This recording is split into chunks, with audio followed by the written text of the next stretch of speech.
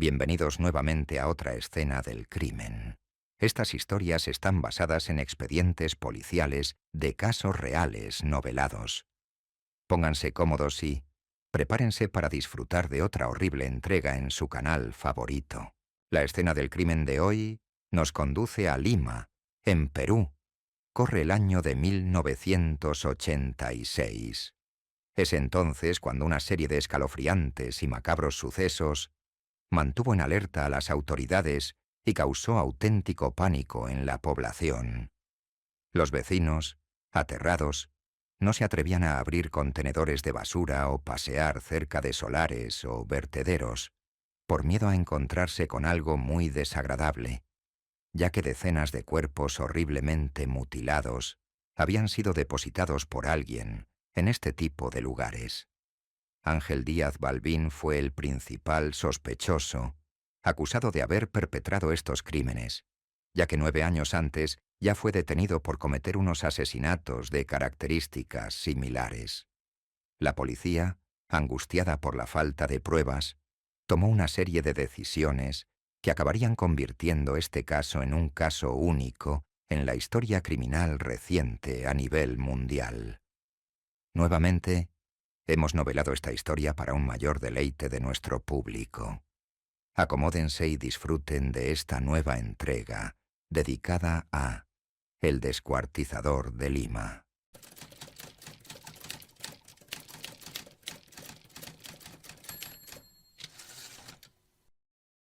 Corría el año de 1976 y la ciudad de Lima era un polvorín. La moneda se había desplomado y con ella la paciencia de la población. Los disturbios eran el pan de cada día y el gobierno se había visto obligado a decretar el estado de excepción. A partir de las 23 horas, las calles debían quedar desiertas. Cuando llegaba la hora, era como si la ciudad entera contuviera la respiración. Mi nombre es Roberto Maza, un policía joven y con más ideales que experiencia. Patrullaba aquella noche con mi compañero. Él fumaba un cigarrillo tras otro, como si el humo pudiera ahuyentar la tensión que flotaba en el aire. Yo, en cambio, no podía apartar la mirada de las sombras que se movían en las esquinas, como si estuvieran vivas. Fue entonces cuando lo vimos. Bajo la luz mortecina de un farol, una figura se dibujaba de forma fantasmagórica y perturbadora. Caminaba de forma errática, como si estuviera perdido o borracho. Raúl y yo intercambiamos una mirada. Estábamos atónitos. No había nadie más en las calles. Nadie en su sano juicio se arriesgaba a salir después del toque de queda. «¡Alto! ¡Policía!», grité con la voz más firme que pude. El hombre se detuvo. Lentamente se dio la vuelta. Y ahí, bajo la luz titilante, lo vimos. Estaba cubierto de sangre. No era un salpicón, no era un corte. Estaba empapado como si hubiera salido de un matadero. Su cabello oscuro, al igual que su espesa barba, emitían un reflejo carmesí fruto de la sangre coagulada. Ver sus sucios cabellos apelmazados en su rostro le otorgaban un aspecto extraordinariamente perturbador y enfermizo. Raúl y yo desenfundamos nuestras armas al unísono. «¿Quién eres? ¿Qué diablos pasó aquí?», pregunté tratando de mantener la calma. El hombre sonrió. Una sonrisa torcida, desquiciada. «Los maté», dijo con una voz que parecía salir de las profundidades de un pozo. «Los maté a todos». Era Ángel Díaz Balbín. No lo sabía entonces, pero ese nombre se quedaría grabado en mi mente como una cicatriz que nunca sanaría. Entre los dos logramos reducirlo y ponerle las esposas.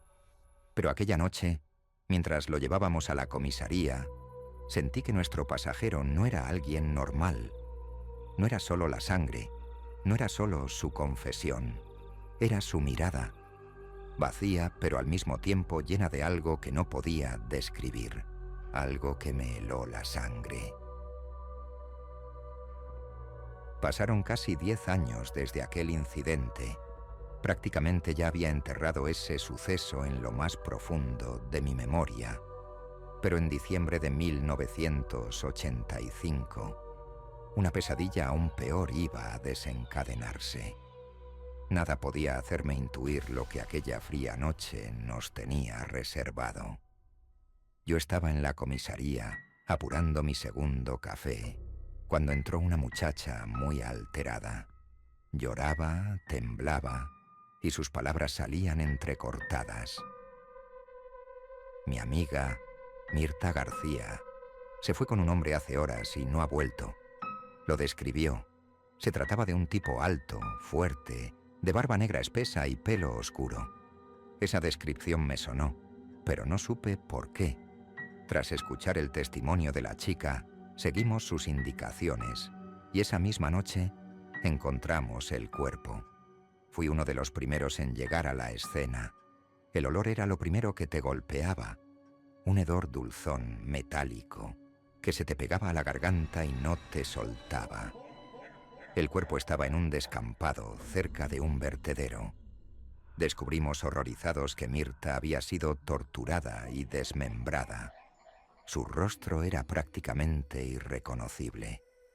Las piernas y los brazos habían sido separados del torso con cortes limpios, como si hubieran usado un serrucho. Raúl, mi compañero, se apartó para vomitar. Yo me quedé paralizado, mirando aquel horror. No podía apartar la vista. Era como si mi cerebro se negara a aceptar lo que veía. Pero no era el fin. Era solo el principio. En los días siguientes, los cadáveres comenzaron a aparecer por toda la ciudad, en bolsas de plástico negras, en sacos o envueltos en periódicos viejos. Cada vez que pensábamos que habíamos visto lo peor, aparecía otro, y cada uno en unas condiciones más horribles que el anterior. Recuerdo el segundo cuerpo. Lo encontramos en una acequia, flotando entre la basura y el agua estancada.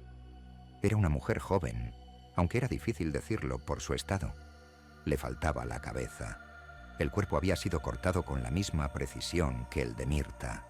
El tercero fue descubierto cerca de un solar apartado, un brazo, una pierna y un torso. Cuando llegamos el olor era insoportable, pero cuando vimos los paquetes hechos con papel de periódico ensangrentado repartidos por el suelo, ya supimos qué es lo que íbamos a encontrar dentro.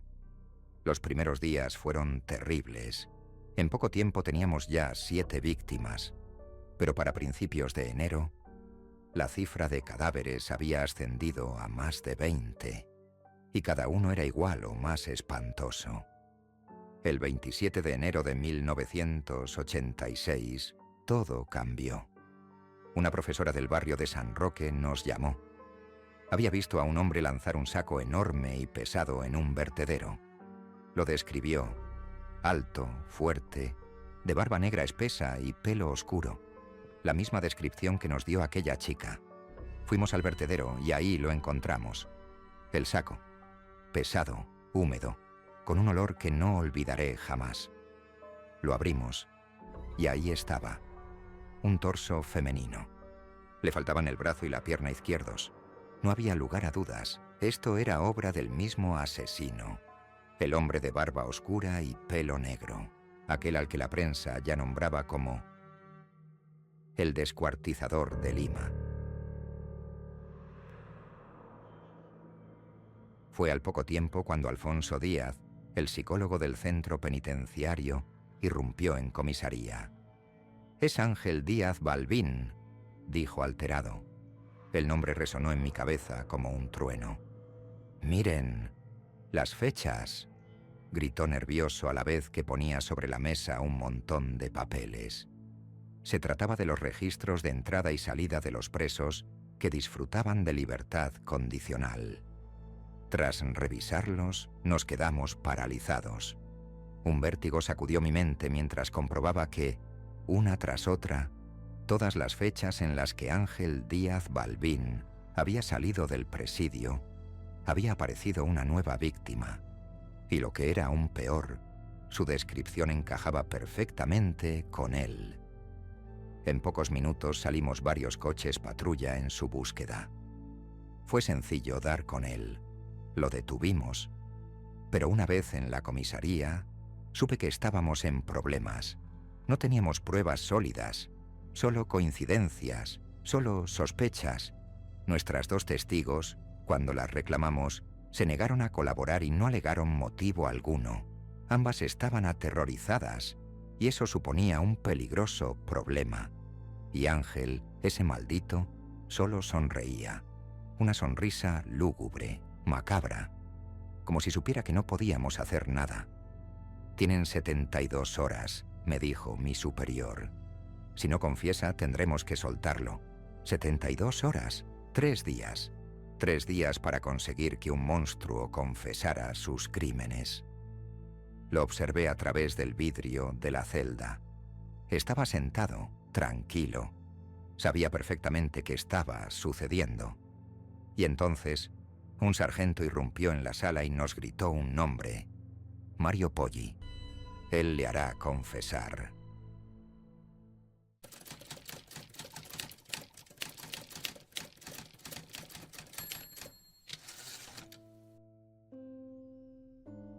Mi nombre es Ángel Díaz Balbín, y dicen que estoy loco.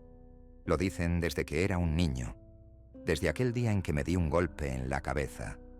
Fue fuerte, tan fuerte que me dejó inconsciente durante horas. Pero no me quejo, al contrario, lo agradezco. Ese golpe me abrió los ojos. De joven quería ser detective privado. Me veía como un justiciero, como alguien que limpiaría las calles de Lima de toda esa basura que nadie más se atrevía a tocar. Llevaba un maletín con pelucas, bigotes postizos, una pistola de fogueo y un cuchillo enorme. No era un cuchillo cualquiera, era una herramienta para hacer justicia, y además me encantaba sentir su peso cuando pendía de mi mano. Simplemente recorría las calles, buscando casos sin resolver, buscando a mi padre. Sí, mi padre. Ese hombre que me abandonó de pequeño. Daría cualquier cosa por dar con él, por lograr que me explique por qué me abandonó, para que vea el hombre en el que me he convertido. Eso es lo único que me importa ahora. Recuerdo la noche en la que mi vida se terminó de torcer. Fui a visitar a mi tía. Ella era la única que no me había dado la espalda. Pero esa noche todo cambió. La casa de mi tía olía a humedad y a recuerdos viejos. Ella me recibió con una sonrisa cansada, pero genuina.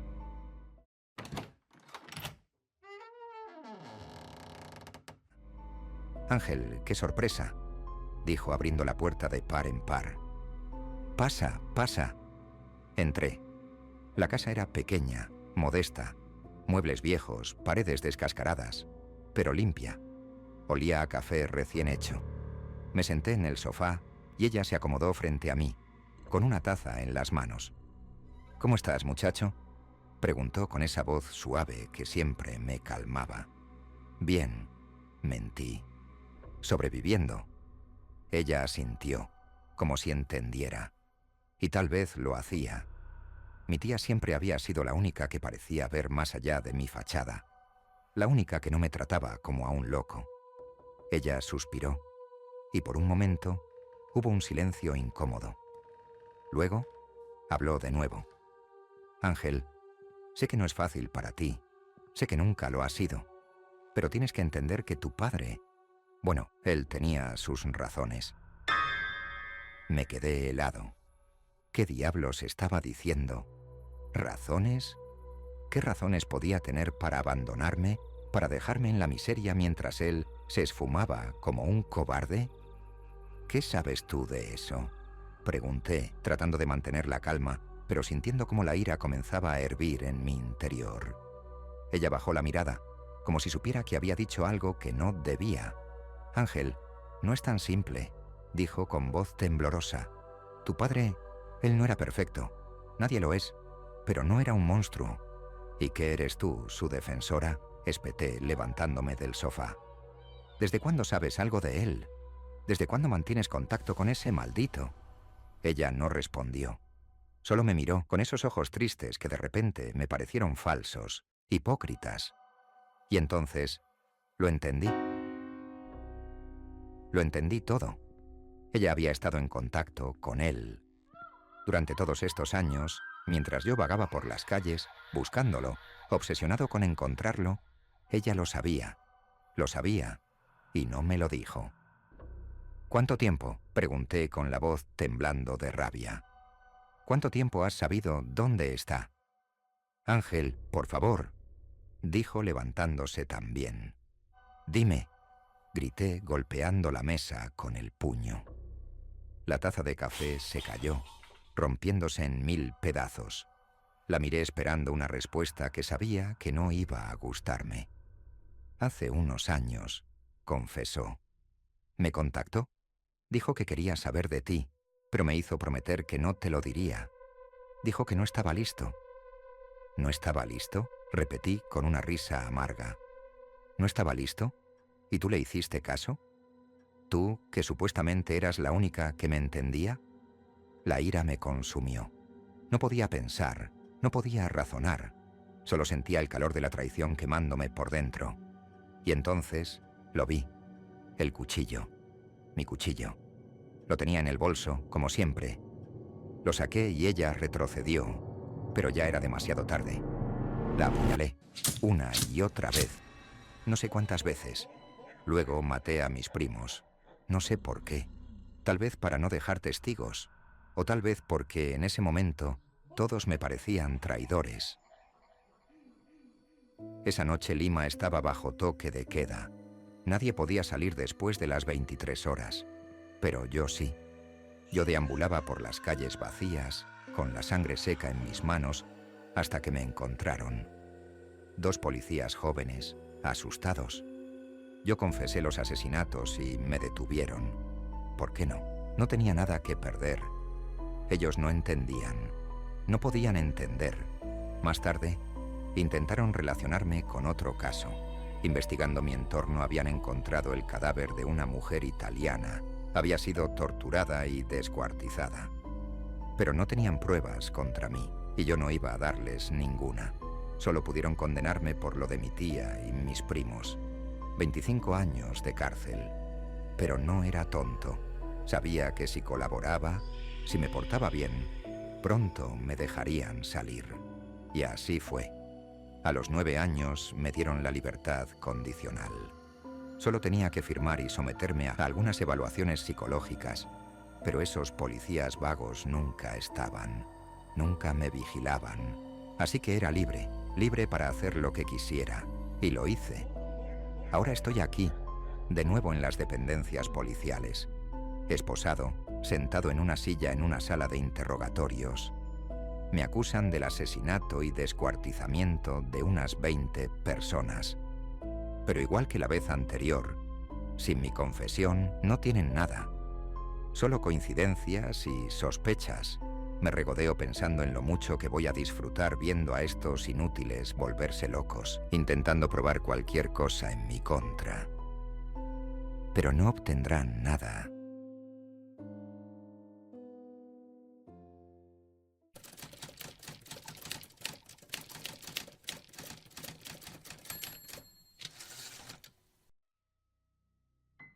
Mi nombre es Mario Augusto Poggi. El caso del descuartizador de Lima tenía a la ciudad alterada. Los periódicos no hablaban de otra cosa. 20 cuerpos, todos torturados, todos desmembrados con una precisión que daba escalofríos. La gente solo hablaba de ello. El miedo se había apoderado de la ciudad y la policía no tenía respuestas. Yo soy psicólogo y me especializo en interrogatorios, hipnosis, regresión, técnicas de persuasión, lo que sea necesario para sacar la verdad. Ya había colaborado con la policía antes, impartiendo cursos de psicología criminal. Sabían que podían confiar en mí. Y yo sabía que este caso era mi oportunidad, mi gran oportunidad. Me reuní con la jefatura policial y les ofrecí mis servicios. Ya había trabajado con ellos anteriormente, y este caso era muy especial. Llegamos a un acuerdo. Tenía solo 72 horas, solo ese puñado de horas, para obtener una confesión. Ese era todo el tiempo que podían retenerlo legalmente en comisaría. Si lo lograba, cobraría una importante suma de dinero, pero si no, no me pagarían nada. El jueves 6 de febrero de 1986, entré en la sala de interrogatorios por primera vez. Ángel Díaz Balbín estaba sentado, esposado, con esa sonrisa lúgubre que parecía tallada en su rostro. Me miró como si estuviera esperándome. «¿Eres tú el que va a hacerme confesar?», preguntó con una voz que sonaba a burla. «Eso espero», respondí tratando de mantener la calma. Comencé con las evaluaciones psicológicas. Le hice preguntas, lo observé, traté de encontrar una grieta en su armadura, pero no había nada. «¿Qué sientes cuando piensas en lo que hiciste?», le pregunté tratando de sonar neutral. «¿Qué siento?», repitió como si la pregunta fuera absurda. «Nada. No siento nada». «¿Nada?», insistí. 20 personas, Ángel. 20 vidas que terminaste. ¿De verdad no sientes nada?». Él se encogió de hombros. «No sé de qué me habla, doctor», respondió. Luego me dirigió una sonrisa sombría y burlona. Me dejó helado. No era la de un loco común. Era la de alguien que había racionalizado su violencia. Entonces lo vi claro. Empecé a entender que este iba a ser uno de los casos más difíciles de mi carrera. Al final del día, les dije a los agentes que había hecho grandes progresos. Pero era mentira. El viernes 7 de febrero, me reuní con Jorge Salazar, el coordinador y redactor jefe de la sección policial en la revista Caretas. Quería vender la exclusiva de la confesión de Ángel Díaz Balbín. Sabía que la prensa tenía prohibido el acceso a la sala de interrogatorios, así que llevé a un fotógrafo conmigo. Le dije a los guardias que eran para mis estudios clínicos. Ellos no sospecharon nada. Accedimos a la sala de interrogatorios. Ángel estaba allí, como siempre, con esa sonrisa que me hacía hervir la sangre. «¿No te das por vencido, Mario?», preguntó como si esto fuera un juego. «Aún no», respondí, tratando de mantener la compostura. Comencé con la hipnosis. Hice algo que aprendí en Europa. Le apreté el cráneo con las manos y le hablé con voz profunda, tratando de llevarlo a un trance, pidiéndole que confesara, pero no funcionó.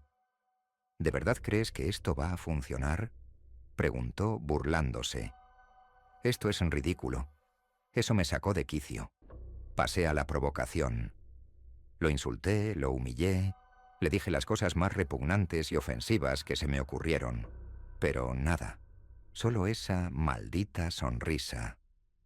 «¿Eso es todo lo que tienes, Mario?», preguntó antes de soltar una sonora carcajada, mientras yo abandonaba, muy frustrado, la maldita sala de interrogatorios. El sábado 8 de febrero subí la apuesta. Lo privé de alimento y comí frente a él, tratando de provocarlo, de humillarlo. Él no reaccionó. Enfurecido por su indiferencia, lo desnudé. Iba a demostrar lo enfermo que estaba.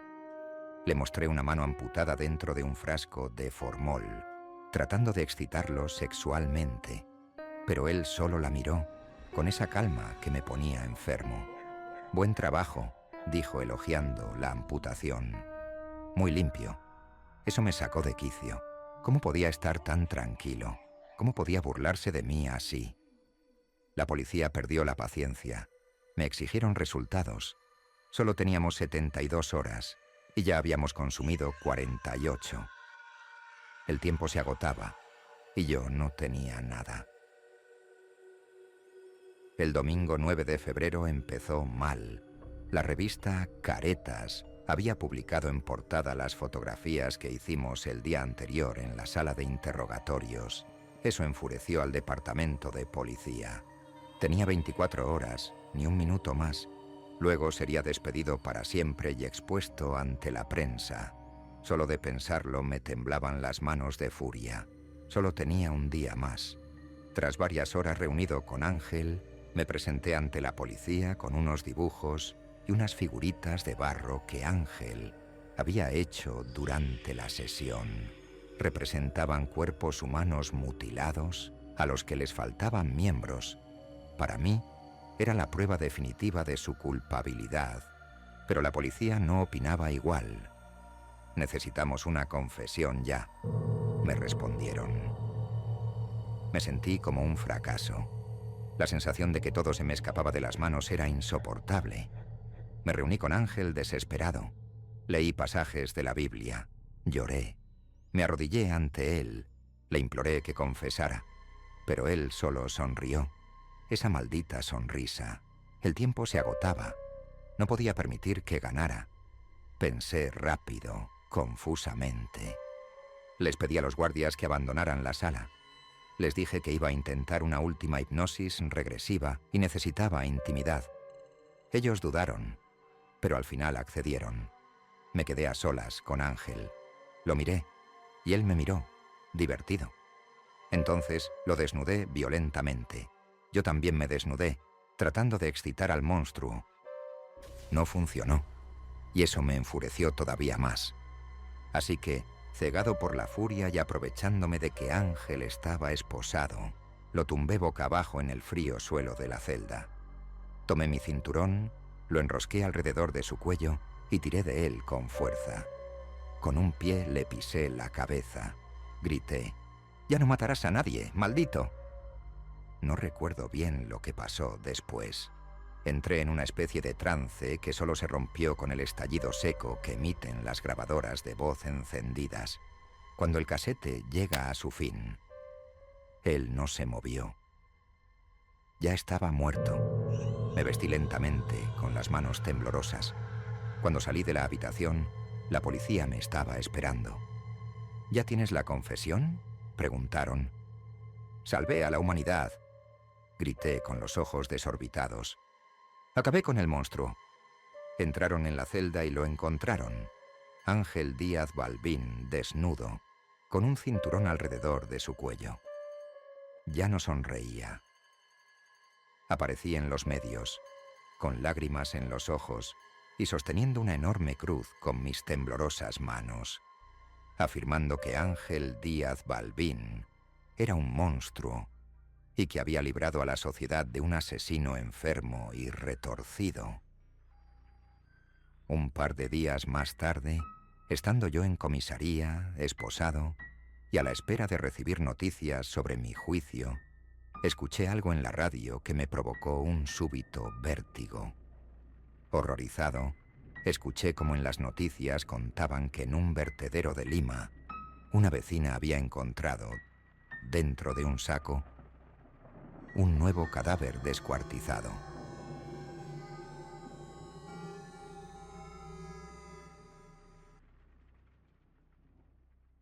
Esta historia no termina aquí, es solo una parte. Si queréis saber más de cómo continúa o cómo lo vivieron otros protagonistas, por favor dale pulgar arriba y déjanos tu comentario. Buenas noches.